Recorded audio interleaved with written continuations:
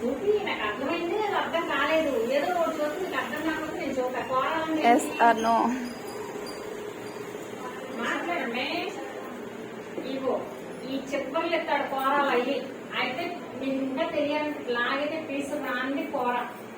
ఇట్లా పీస్ వచ్చేది మామూలు క్లాత్. ఇటువైపు మీరు కట్ చేశారు, ఇటు పీస్ వచ్చి అనుకోడు. అప్పుడు మీకు అర్థం కావాలి. ఇలా చూసుకుంటే ఇలా పీస్ వచ్చేది కూర వైపు కాదు, ఇలా పీసు రాకోకుండా ఉండేది కూరల. కూరల వైపు జాయింట్ లేకూడదు. ఒక పెద్ద ముక్క అన్న ఒకళ్ళు చూపిట్టుగారు లంగాలు కుట్టేటప్పుడు చూపించింది ఎట్లా జాయిన్ చేసుకోవాలనేది. ఒక పెద్ద ముక్క అటోటి ఇటోటి చిన్న ముక్క ఉండాలి. కూరల వైపు వేయకూడదు. మీరు చిన్న ముక్కలు 4 మీరు రిటైన్ వేసేస్తారు, రిటైన్ వేసేస్తారు. అట్లా వేయకూడదు. కూరల వైపు వేయకోకుండా మీరు కట్ చేసిన క్రాసు కలవాలి. ఏదైతే కట్ చేశారో మీరు ఇదే కదా మీరు కట్ చేసింది. మీరు చూసుకుని క్రాసు కలవాలి. మీరు కుట్టేటప్పుడు కన్ఫ్యూజ్ అవ్వకుండా ఉండటం కోసం ఇక్కడ టిక్ పెట్టుకోండి.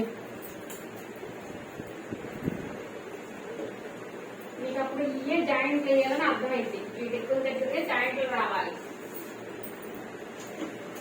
అప్పుడు మీకు మొక్కలు కలిసితేనే కన్ఫ్యూజ్ అవ్వడం. పెద్ద మొక్క అటు ఇటు చిన్న మొక్క పెట్టేసుకుంటారు, కూరలు బయటకు వెళ్ళిపోతాయి ఆటోమేటిక్.